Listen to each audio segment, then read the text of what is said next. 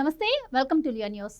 నిన్న రెంటపాల పర్యటనలో వైసీపీకి సంబంధించినటువంటి కార్యకర్తలు కొంతమంది అరెస్ట్ అవ్వడం గురించి, అలాగే రాష్ట్రంలో ప్రస్తుతం జరుగుతున్నటువంటి పరిణామాల గురించి వైసీపీ అధ్యక్షుడు జగన్మోహన్ రెడ్డి ఈరోజు ప్రెస్ మీట్ పెట్టి స్పందించారు. అలాగే అన్యాయంగా అక్రమంగా నిన్న రెంటపాల పర్యటనలో పాల్గొన్నటువంటి వారిని అరెస్ట్ చేశారు అని చెప్పి ఆయన బాధపడటమే కాకుండా, మరి తొక్కేస్తామని చెప్పి చంద్రబాబు గారు అంటున్నారు. ఈ వయసులో ఇలాంటి మాటలు మాట్లాడటం, ప్రతిపక్ష నాయకుడిని ఉద్దేశించి ఇలాంటి మాటలు మాట్లాడడం ఎంతవరకు కరెక్ట్ అని చెప్పి ఆయన అడుగుతున్నారు.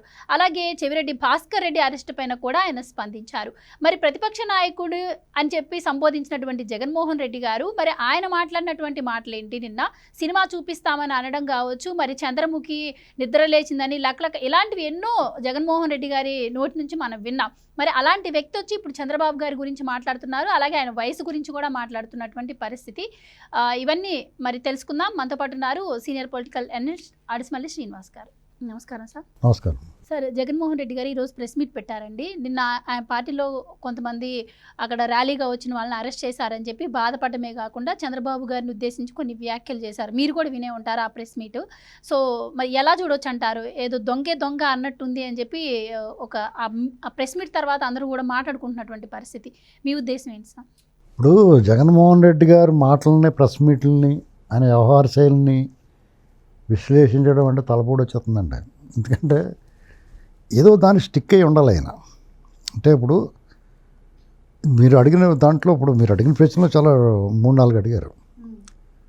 మొదటగా ఈయన కామ సామాజిక వర్గం గురించి మాట్లాడాడు ఆ ప్రెస్ మీట్లో. నిన్న కమ్మవారికి ఏదో అన్యాయం జరిగిపోతుంది, ఆ దాంట్లో ఉండకూడదా, మీ సామాజిక వర్గం మా దాంట్లో ఉంటే వాళ్ళ మీద కక్ష సాధిస్తున్నాం, అది ఇదేం చెప్పంటున్నాడు.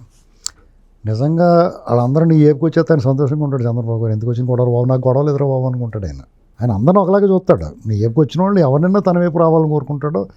కాబట్టే స్టాంప్ ముద్రడిపోయి నీ అనుచరులు నీ బోట్లు నాకి వాళ్ళు కూడా వాళ్ళ దగ్గర పెట్టుకున్నారు. ఈ దేశంలో అత్యంత ప్రజాస్వామ్యవాది ఎవరన్నా ఉన్నారంటే చంద్రబాబు నాయుడు గారు. రాజ్యాంగాన్ని, చట్టాన్ని గౌరవించే వ్యక్తిలో ప్రథముడైన. నువ్వు అధముడు, లాస్ట్లో ఉంటాను ఇటువంటి విషయాల్లో. నువ్వు ఆయనతోటి పోటీ, ఆయన దురదృష్టం అది. నీలాంటి ప్రత్యర్థి ఉండడం, నీ అదృష్టం ఆయన ఉండడం. ఎందుకంటే నువ్వేం చేష్టలు చేసినా ఆయన ఏమి పట్టించుకోకుండా ఆయన పని ఆయన చేసుకుంటున్నాడు. అది నీ అదృష్టం. ఇక నిన్న నువ్వు వెళ్ళిన సందర్భం, మొన్న నువ్వు వెళ్ళిన సందర్భం, అంతకుముందు నువ్వు వెళ్ళిన సందర్భం, అసలు నీకేమన్నా సోయ స్పృహ, అసలు నువ్వు ఎందుకు వెళ్తున్నావు, ఎవరు పురమాయించారు, ఎవరిని పరామర్శించుకెళ్తున్నావు అనేటువంటి జ్ఞానం నీకేమైనా ఉందా? నీ ఎన్నికలయ్యి ఫలితాలు వచ్చిన వెంటనే ఒక నెల పీక్కోసి నరికేశారు అక్కడ. ఆడ పరామర్శకి వెళ్ళి వీళ్ళు ఏదో చేశారంట. వాళ్ళు రౌడీ నాకు కొట్టుకు వచ్చి నరుక్కున్నారు వాళ్ళు.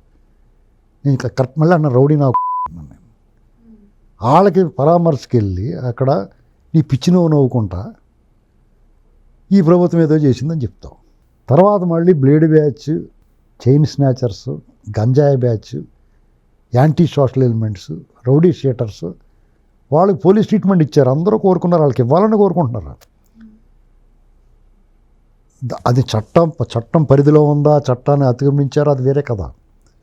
ప్రజలు కోరుకున్నారు. అది హర్షాతిరేకాలు వ్యక్తమైనవి. పోలే చట్టానికి లేదు కాబట్టి ఆ పనిష్మెంట్ ఉంటుంది డెఫినెట్గా ఆ కార్యక్రమం చేసినది. నువ్వు వాళ్ళకి పరామర్శ చేయడం నీ బుద్ధి ఉంది అసలు? నువ్వేం చెప్పదలుచుకున్నావు సమాజానికి? ఇటువంటి రౌడీ షీటర్లను గట్రా నాకు కూడా తిప్పుకుంటాను, వాళ్ళని ఎంకరేజ్ చేస్తాను, గంజాయి తాగమంటాను, ఆడపిల్లల్ని ఇబ్బంది పెట్టమంటాను, రోడ్డు మీద లాండ్ ఆర్డర్ ప్రాబ్లం క్రియేట్ చేయమంటాను, యాంటీ సోషల్ ఎలిమెంట్స్గా ఉండమంటాను అని చెప్పదలుచుకున్నావు నువ్వు. ఇంకోటి, ఆ రైతుల విషయానికి వెళ్ళి ఆ పంట నాశనం చేసి తొక్కేసి వాళ్ళని అరెస్ట్ చేస్తే ఈ చెవిరెడ్డి భాస్కర్ రెడ్డి వెళ్ళి ఫుల్ ఓవర్ యాక్షన్ చేసాడు. అతనైనా మంచి బాలుడా? అతని చరిత్ర నీకు తెలియనట్టు నటిస్తున్నావేమో. అతను తిరుమల తిరుపతి దేవస్థానం అతి పవిత్రంగా చూసే అపురూపమైన తిరుపతి లడ్డూల్ని, స్వామివారి ప్రసాదాన్ని వాళ్ళ నియోజకవర్గం అంతా పంచిపెట్టడానికి అతను ఎక్కడి నుంచి వచ్చినాయి? ఒక లడ్డు, ఒక దర్శనం, కష్టపడి దర్శనం చేసుకుంటే ఒక లడ్డు ఇస్తారు, లేకపోతే 2వ లడ్డు కొనుక్కోచుకొని ఎక్స్ట్రా పెట్టి ఎన్ని కావాలితే అన్ని ఇవ్వరు. అక్కడ కొరత. సామాన్య భక్తులకి సరిపడిన లడ్డూలు తయారు చేయలేరు. మరి వేలాది వందలాది లడ్డూలు అతనికి ఎక్కడి నుంచి వచ్చినాయి? అంటే తిరుమల తిరుపతి దేవస్థానం లడ్డూలు నకిలీ చేసాడా, లేదా అక్కడ అవినీతి దుర్మార్గం అవుట్ ఆఫ్ ది వేలో తెచ్చాడా? దానికి ఎవరు సహకరించరు. ఇతను ఉత్తముడా? 2 ఎర్రచందనం స్మగ్లింగ్ మాట ఏంటి? తిరుమల తిరుపతి దేవస్థానం నిధుల్ని అడ్డగోలుగా అక్రమంగా వాడడం ఏంటి? నీ మద్యం స్కామ్లో ఇతను పాత్రధారి కాదా? నువ్వు విజయసాయిరెడ్డిని తప్పించి ఇతనికి అప్పచెప్పావు కదా సూట్ కేసు అందరికీ పంపిణీ చేయమని. నువ్వు పంపిణీదారు, డిస్ట్రిబ్యూటర్ నువ్వు. ఇతను మరి నీ డిస్ట్రిబ్యూటర్ నువ్వు కాపాడుకోవడంలో తప్పులేదు, కానీ నువ్వు వాడు చాలా శుద్ధపూస, సుప్పిని శుద్ధపూసని ఏదో అని చెప్తూ పాట ఉంటుంది. అలాగా వాళ్ళ గురించి నువ్వు మాట్లాడకూడదు కదా. పైగా అతని ప్రత్యర్థి నానిని చంపేయడానికి చూశారు ఎన్నికల ఈవీఎం మిషన్ల దగ్గర, తిరుపతి పద్మావతి యూనివర్సిటీలో. అది అందరూ మర్చిపోయారు అనుకుంటున్నావు నువ్వు. ఈ నాని గారు వాళ్ళు మరి ఏమనుకుని ఎందుకు వదిలేయారో తెలియదు, కానీ మరి పెద్ద చాలా దారుణమైన ఘటన కదా అది. మరి ఇక్కడ ఏం జరిగిందో తెలియదు. అదొక చిదంబర రహస్యం. ఆ వాడు తూతూ మంత్రంగా అరెస్ట్ చేసి వదిలేశారు అతన్ని, వాళ్ళ కొడుకుని. ఆ చిన్న పిల్లోడు బుజ్జిగాడు బెల్లం ముక్క పెట్టినా తినడం అన్నట్టు చెప్తున్నావు నువ్వు. చంపించేయడానికి చూసాడు నానిని వాళ్ళ. అలాంటి వాళ్ళు అయితే సైలెంట్గా ఉంటే ఉండొచ్చు. ఎంత సైలెంట్గా ఉంటే అంత వైలెంట్గా ఉంటుంది అన్నట్టు తరణికల్ భరణి గారు సినిమాలో. ఎక్కువగా అంత సైలెంట్గా ఉండి ఎక్కువ వైలెన్స్ చేస్తున్నాడేమో అతను. డబ్బు దశకం భద్రపరుతున్నాడేమో. అతను బతుకేంటి, ఎలాంటి వాడు, ఎక్కడి నుంచి వచ్చాడు, ఒక 20 ఏళ్ల క్రితం అతను ఏంటి, ఇప్పుడు ఏంటి అనేటువంటిది కళ్ళ ముందు కనపడుతుంది కదా. ఎప్పుడో జమానాలో జరిగింది కాదు కదా ఇది. నువ్వు ఈ చెవిరెడ్డి భాస్కర్ రెడ్డి గురించి అతను శుద్ధపూస అని చెప్పడం అంటే, నువ్వు కూడా నువ్వు శుద్ధపూస అని చెప్పేసుకుంటున్నావు. లక్షల కోట్లు కొట్టేసి 16 నెలలు జైల్లో ఉండి ఓదార్పేదలు. మీ నాన్న చచ్చిపోతే ఎవరికి మీ ఇంట్లో వాళ్ళకి జ్వరం కూడా రాదు, జనం మాత్రం చచ్చిపోతారు. వాళ్ళందరికీ పరామర్శలు, అక్కడ తొక్కిసలాటలు. ఇక్కడ నువ్వు పరామర్శకు వచ్చావు. ఆ చచ్చిపోయినాడు అలాంటి బెట్టింగ్లు కాసి జనాలు డబ్బులు దొబ్బేస్తే ముఖం చూపించి సచ్చాడు. అతనికి మళ్ళీ దొంగలు పడ్డ 6 నెలల కుక్కలు మురుగుతాడు. ఈ కుక్క మాత్రం సంవత్సరాలు మురిగింది. ఇప్పుడు వచ్చి అక్కడ విగ్రహం పెడతాం. సిగ్గులేదా నీకు? ఎవడంకలు వస్తున్నావు ఆయన? నువ్వు అతనికి ప్రభుత్వానికి కూటమికి వీళ్ళకి ఏంటి సంబంధం? అసలు ఆ ప్రభుత్వం ఏర్పడలేదు. నువ్వే ఉన్నావు అబద్ధారు ముఖ్యమంత్రిగా చచ్చేటప్పటికి. అది అప్పుడేదో నీకు అంత ప్రేమ ఉంటే ఒరే మనం దుబ్బేసిన డబ్బుల నుంచి పంపించండి రాడికని చెప్పాలి నువ్వు. అది చేయలేదు కదా. సంవత్సరం తర్వాత వచ్చి రప్పాడితే రప్పాడిస్తావు.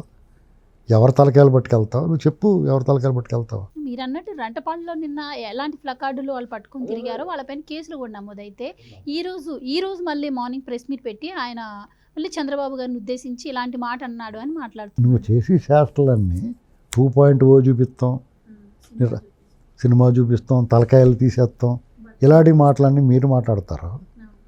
వాళ్ళేమో ఎన్ని చూస్తూ ఉంటారు ఎర్రోళ్ళలాగానే కూటమి ప్రభుత్వంలో వాళ్ళు ఏదో కేసు పెట్టాలి కాబట్టి ఎందుకు వచ్చిన కూడా ఏం కేసులో ఏం గొడవలో అన్నట్టున్నారు వాళ్ళు.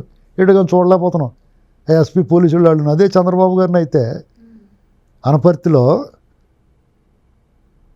Z+ కేటగిరీ ఎనర్జీ ప్రొటెక్టీ ఆయన ఆపాలనుకున్నప్పుడు వెహికల్ కదలనే వాళ్ళది, అడ్డంగా కూర్చున్నారు పోలీసు వాళ్ళు. నడిచెళ్ళాడు ఆయన. ప్రజాస్వామ్యతంగా చట్టాన్ని గౌరవించే వ్యక్తి అయిన చంద్రబాబు నాయుడు గారు, మీరు నాకు సహకరించండి, మిమ్మల్ని మీరు వెనక్కి వెళ్ళిపోండి అంటే వెళ్ళిపోయాడు పాపం. నీకు ఆయనకి పోలిక. 76 ఏళ్ళ వయసు, 76 ఏళ్ళు వయసు అని చెప్తావా? నువ్వేమైనా చిన్న పిల్లోడివా? ఎద్దులో ఎదిగో నువ్వు కూడా. నీకు 56 ఏళ్ళు 54 ఏళ్ళు ఉన్నాయి నీకు. వంగుంటే లెగలేవు, కూర్చుంటే లెగలేవు, నువ్వు వంగుంటే తిరిగి నిలబడలేవు, 10 అడుగులు వేయలేవు. ఈయన నువ్వు ఆయన గురించి వయసు గురించి మాట్లాడుతూ ఉంటావు. ఆయన చాలా సౌమ్యుడు, సహృదయుడు కాబట్టి నీ పార్టీ వాళ్ళు నువ్వు తొక్కేస్తానని అన్నాడంటే ఖచ్చితంగా ఇంకా గట్టిగా తొక్కేమని చెప్తున్నాం మేము. మేము ప్రెజర్ పెడుతున్నాం. మా బాధపడలేక ఆయన అంటున్నాడేమో అలాగా. నిజంగా నేను తొక్కడం మేము విపరీతమైన ప్రెజర్ పెడుతున్నాం.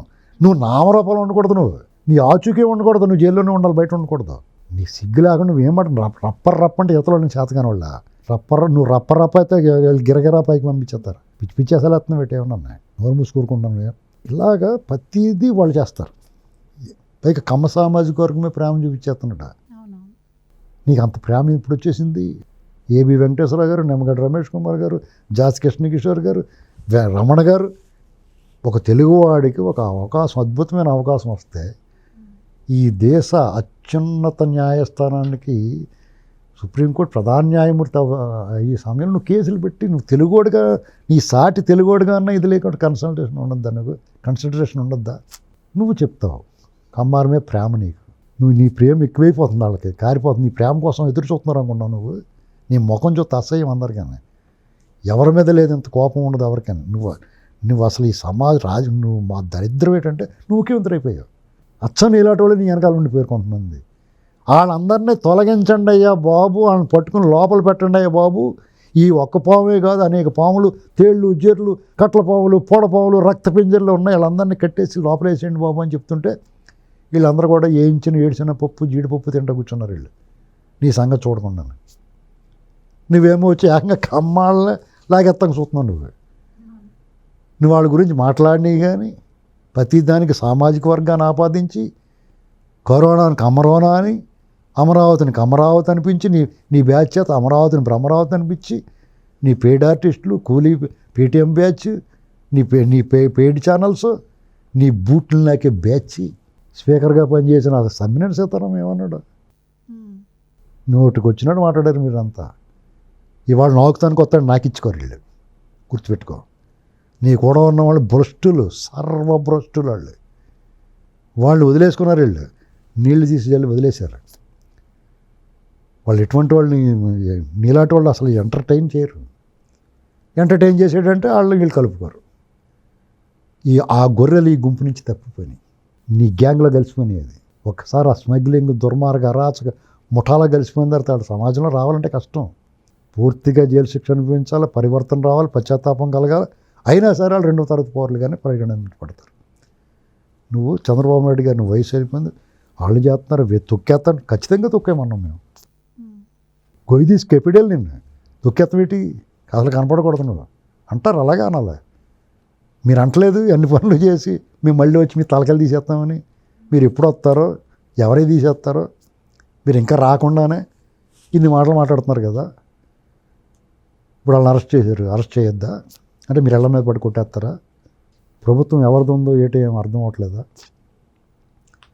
పోలీసు యంత్రాంగం ప్రభుత్వ యంత్రాంగం అందరూ కూడా ఆలోచించుకోవాలి ప్రజలు మిమ్మల్ని చేయని రోజు వస్తుంది ప్రభుత్వానికి చెప్తున్నాను నేను ఇలాంటి వాళ్ళు ఇలాంటి మాటలు మాట్లాడుతుంటే మీరు అలా పైకి కిందకి చూస్తుంటే మిమ్మల్ని చేయంటారు వాడు పోరం పోగు వాడు అలాగే మాట్లాడతాడు మీకు బుద్ధి లేదా అని అడుగుతారు మిమ్మల్ని అది గుర్తుపెట్టుకోవాలి థ్యాంక్ యూ సో మచ్ అండి please subscribe to Leo news for more videos